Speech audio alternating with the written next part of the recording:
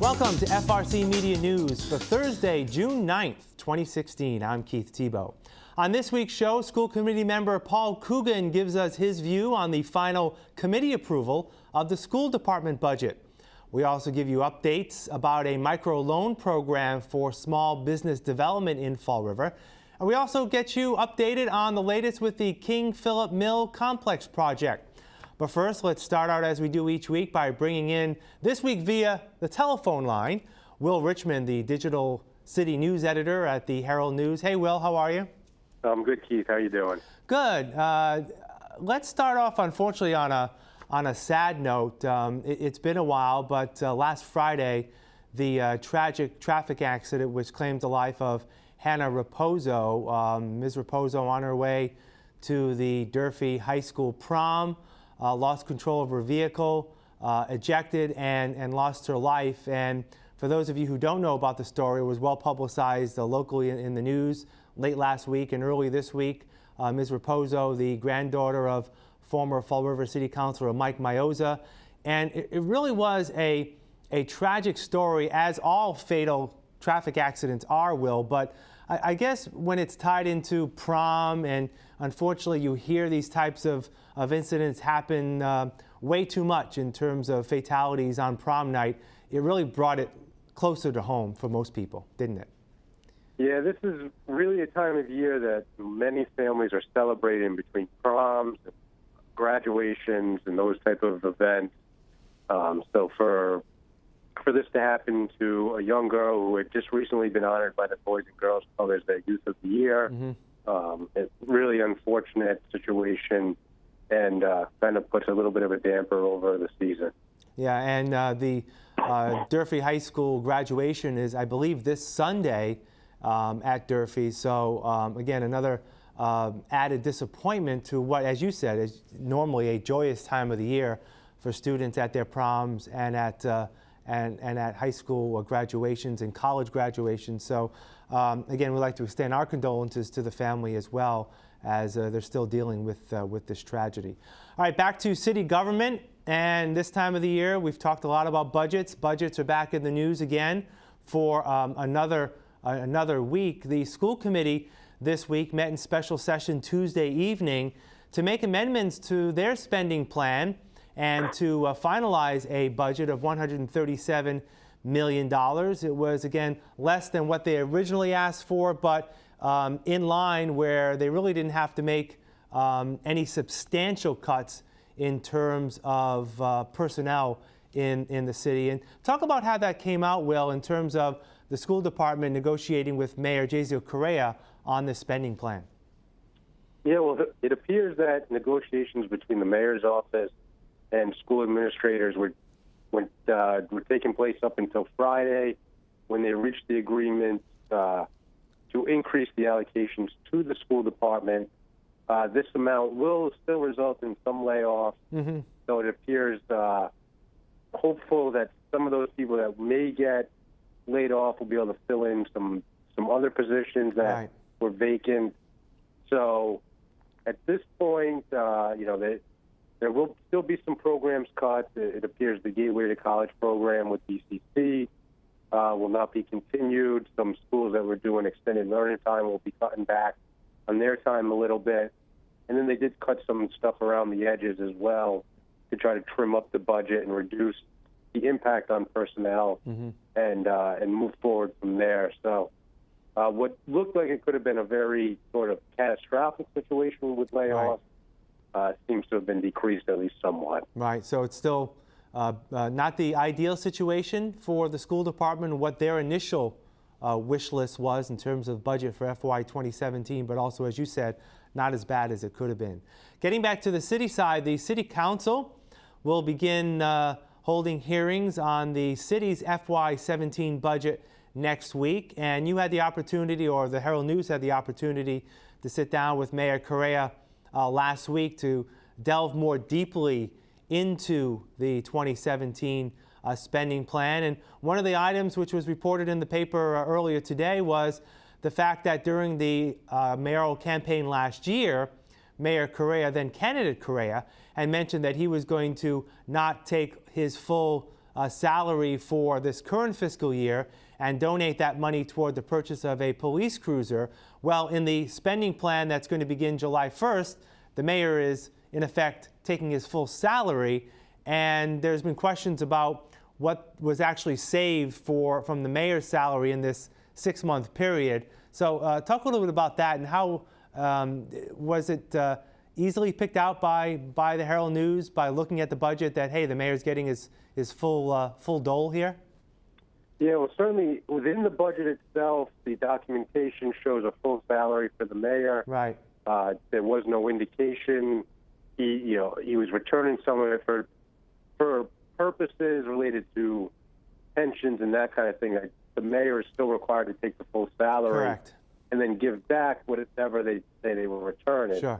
But he indicated that 25% cut was it was no longer going to be in effect beginning July 1st, and as such, his full salary would be restored to about the $119,000. So he said that the previous 6 months, while a police car was not purchased with the money, it was used to help sort of shore up the budget in other areas. For about a 6-month period, that would likely equate to about $15,000 or so. Right. So obviously not enough to purchase a cruiser, but I believe the mayor also mentioned that it was being credited toward the this year's budget in the mayor's office, not necessarily earmarked for anything in particular, correct? Correct. Okay. And of course, next week, as we said, the city council will start looking at the budget, asking questions of department heads. In the city councilors you've spoken to, and we've spoken to a couple as well, have any of them given any indications that there'll be any big red flags that the budget may be stalled in any way, shape, or form? Well, at this point, there's been some squabbling about some of the smaller amounts in the budget. The city council president, Sean Kadeem, had raised some questions about a $20,000 allocation in the mayor's office, which Right. the mayor says will be used to hire a person or to tack on responsibilities for someone else related to tourism efforts in the city. There's also a $7,000 amount in the mayor's budget related to travel, which the mayor says he'll be using to travel to the quarterly meetings of the United States Mayor's Conference. So there's been some smaller amounts that have grabbed the council's attention. Haven't heard a whole lot about any of these bigger numbers, though I'm waiting. There may be some questions, especially since the mayor has implemented this zero-based budgeting process, which Right. has led to potentially some wiggle room being removed from budgets going forward.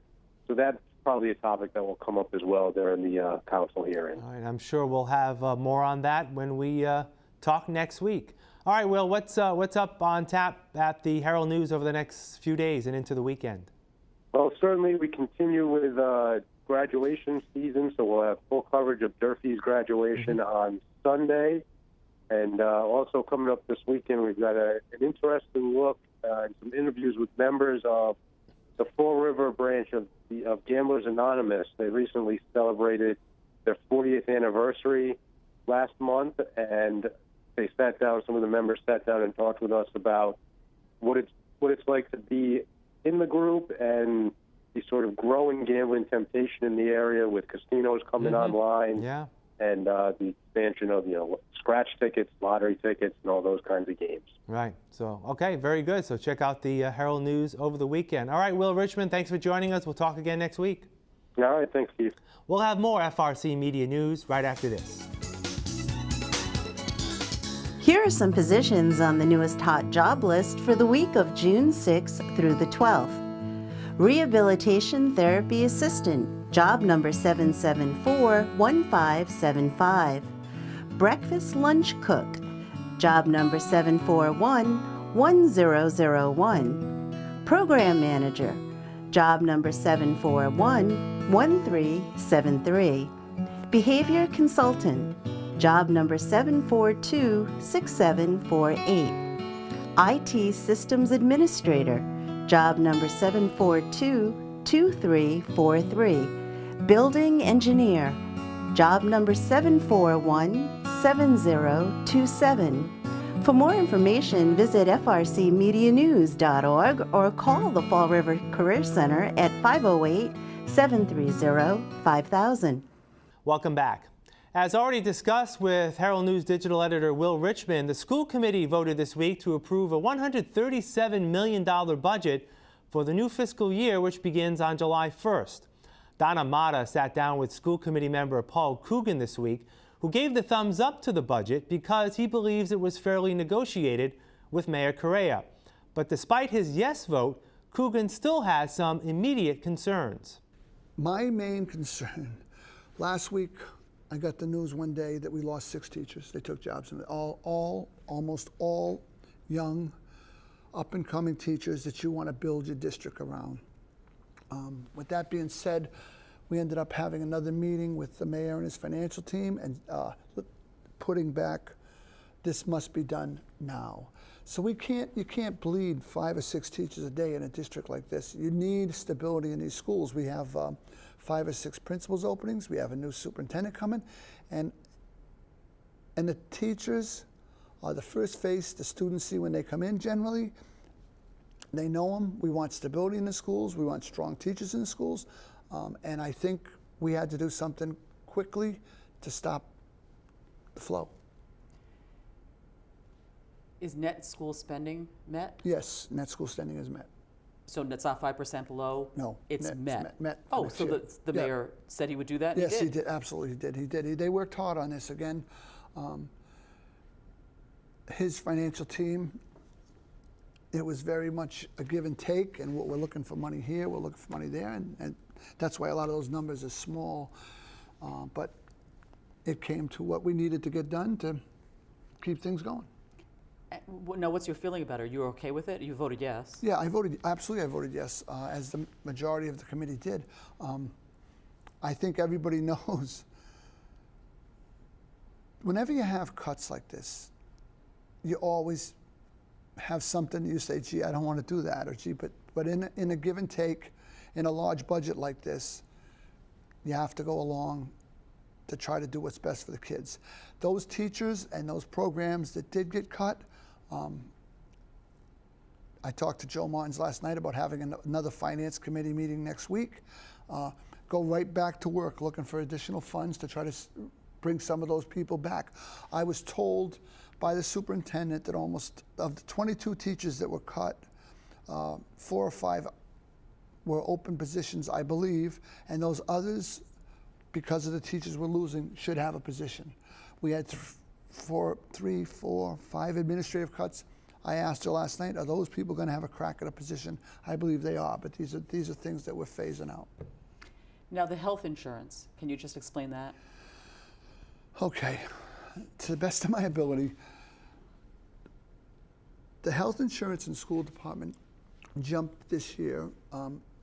We're self-insured, so we pay, what we pay is for what we get. So it jumped almost $2 million this year. The school department thought it would be prudent to project out a $2 million increase for next year. The city looked at the increases over the last 5 years, I believe, and said, listen, that was an anomaly. That jumped way too much for 1 year. You know, God forbid we had some people that had some serious health issues that the number spiked because of. But there's no way for any city to sustain that kind of an increase every year, 2. So they projected it at a lower number, which made up for the difference in one of the lines. And the city said that they would be willing to take care of any increases if it did go over the number they projected. So that made the deal very simple. Absolutely. Oh, you're going to cover it. If we go up 500,000, we'll take care of it. So if I understand this correctly, the city is going to absorb, so to speak, $23.5 million in health insurance costs. Well, on the city side. But it was always there anyway. What they're absorbing that they didn't have 2 days ago is the potential, not a dime, the potential for losses with heavy claims. If there aren't any, there's absolutely zero risk. We got hit this year with the potential for heavy claims. They're saying that can't go on like that. When you look at the 5-year averages of what the claims were, they played off that number. The proposed school department budget now must be voted on by the full Fall River City Council. The fire-ravaged King Phillips Mills complex, which is considered a public safety hazard in the city's south end, is under close scrutiny these days. 2 draft reports by 2 different architects have been given to the city for its review. And now it's time for the Environmental Protection Agency to comment on them, according to the chairperson of the City Council's Public Safety Committee, Pam LaLiberty-LeBeau. Any word when the EPA will take a peek at these reports? I'm hoping now. We were told 2 weeks ago at a public safety meeting that we had just gotten the drafts that week. So now there's been about a week and a half since then.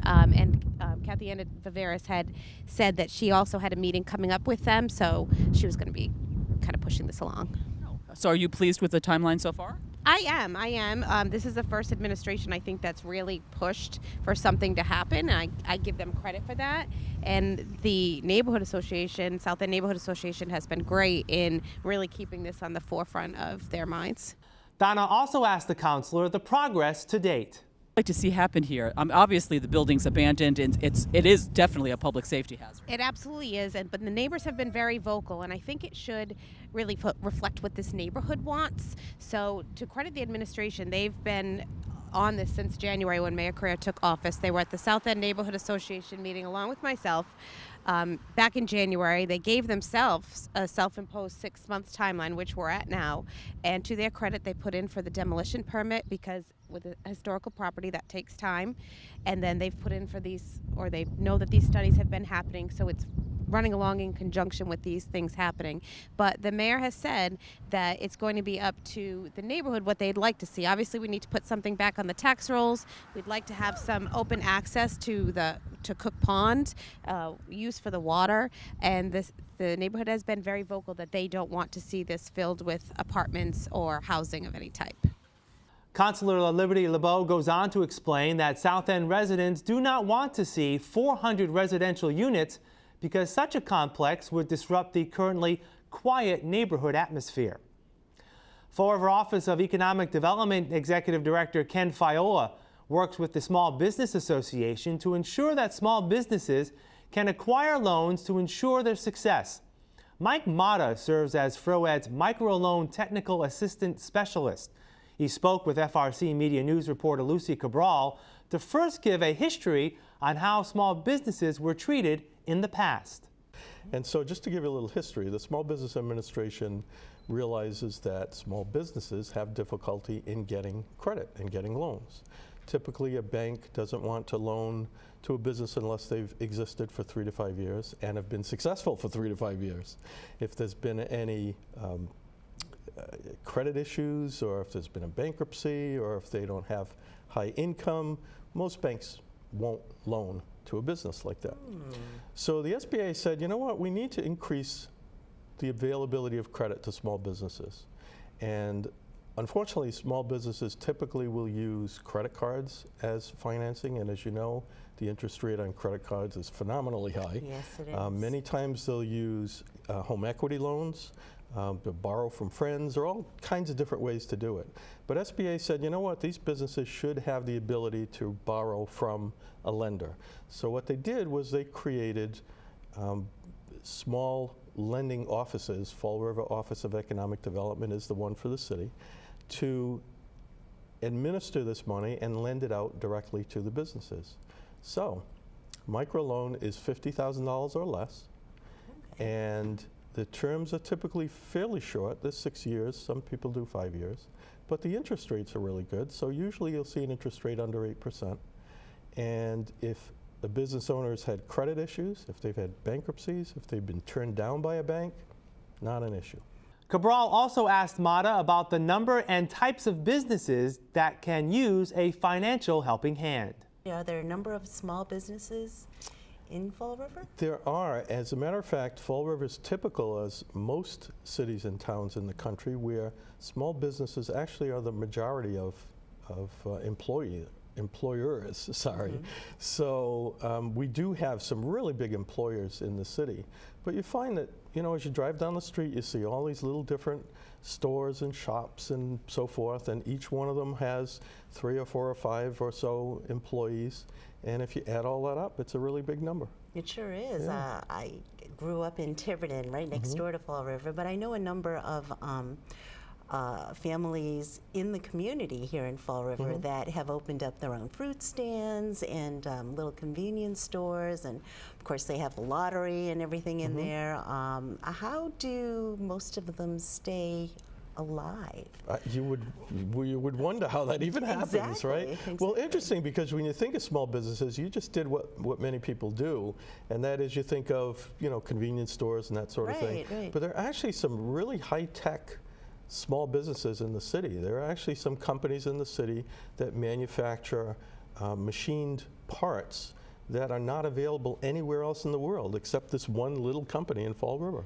So kidding. yeah, there's some really interesting places in the city. So as the more you get involved in this, I actually was business liaison for the city prior to this position, where I was out every day meeting with businesses and inventorying, you know, what businesses are there and who are they and what do they do. And so what type of businesses are out there? Oh, every kind of service you can think of. So there is, the food is a big thing. Right. There are tons of restaurants, there are lots of bakeries, there are lots of those sorts of places. There are personal services, so barbers and beauticians and beauty shops and that sort of thing. There's a lot of health-related industries. For instance, there's a bakery on Columbia Street that does gluten-free products. That's all they have. And they actually are known throughout the country for their products that they make right on Columbia Street.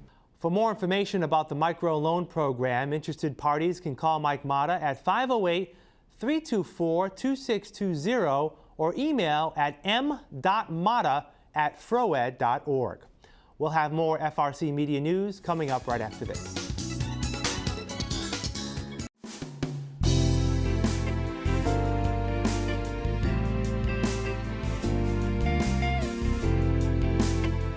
So this is Rosa. Rosa's 11 months old now. She's a big old scaredy cat. Up until now, she hasn't really had much contact with humans, so she's not quite sure what to make of them. But she absolutely adores other dogs. She grew up with her mother, and we put her out in our play yards with another dog. She absolutely comes alive. So she'll take a little bit of time to warm up, but once she does, she's not only playful, but she's a love bug. So this is Mickey. He's about 10 years old. He's very sweet, loves to purr and get rubbed, as you can see. He would love to find his forever home, so if you want to come down and check him out at foreverpaws.com, 300 Linwood Street, Fall River, Mass.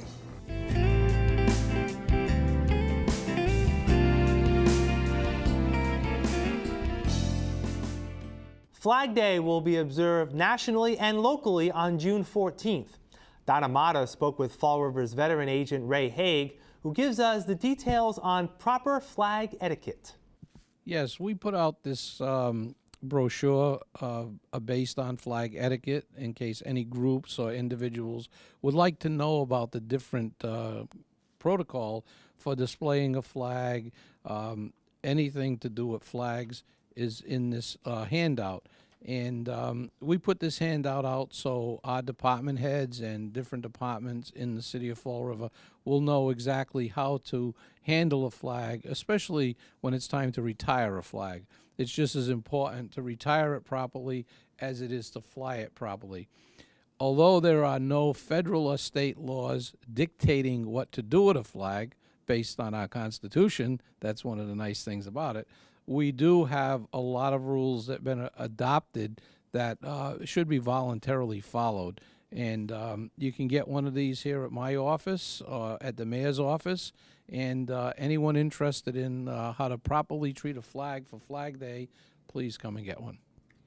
And I know in the past that the city has raised flags here in City Hall, and I just did speak to City Councilor Ray Mitchell, who said he will be here at Government Center doing that. Can you just give us a little rundown of what happens? Well, Councilor Mitchell has a flag raising ceremony on the main flagpole here at Government Center, and he traditionally brings students from the schools, and they learn. It's a learning process, plus it's a celebration of Flag Day here in the city. Very good. Thank you very much for your time, Ray. Flag Day is Tuesday, June 14th, and please celebrate it. For FRC Media News, I'm Donna Mata.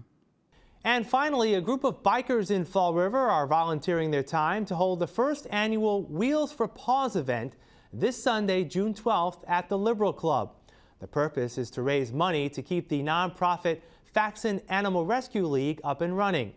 Volunteer William Red Grinvalski says the bikers were primarily recruited by one Faxon employee. They have, in the past 2.5 years, due to a wonderful guy, John Piranesi, who's put his heart and soul into it, gathered up a lot of us people to volunteer there, to put this bike run on, to help raise money to keep it going. Right now, the Faxon Animal Hospital is a true care facility. They have bring in the animal. If your animal is hit by a car and brought in, we have our own blood bank there. We have our own lab. You do the labs right there. You don't have to wait. If your animal is hurt, we have x-ray machines. We have an MRI machine on loan that we're trying to pay for. So we can use all the help in that area there. Your animal can come in hurt and go out the door, already taken care of without having to be transported anywhere in the state. Now, is there a cost to this, or is this a fundraiser? This is a fundraiser, right? The bikers, pay per bike and per passenger. They're very generous people, bikers. I'm one myself for over 50 years. And they're very generous, and they always give to a cause that needs. So tell us about what the bikers do. Well, bikers do it. Bikers just do that. They're funny people. They're great people. Everybody is a lot afraid about, vests and this and that and what they call colors. Colors on the back would be your group. I don't belong to a group. I'm an independent. My vest and a lot of others that wear a vest like this is called a legend. When you read the things that are on the vest, the pins, the patches, the reasons for different things on the vest, it tells the life of the biker. It tells where he's been, what he's done, and if you read it right, you'll see a whole legend on there that denotes what the person has accomplished and not accomplished. For more information on the event, you can visit our website at frcmedianews.org. That's it for this edition of FRC Media News. You can catch our program Thursdays and Fridays at 6 p.m. and online 24/7 at frcmedianews.org. For all of us here at FRC Media News, I'm Keith Tebow. Have a great week, and we'll see you next Thursday.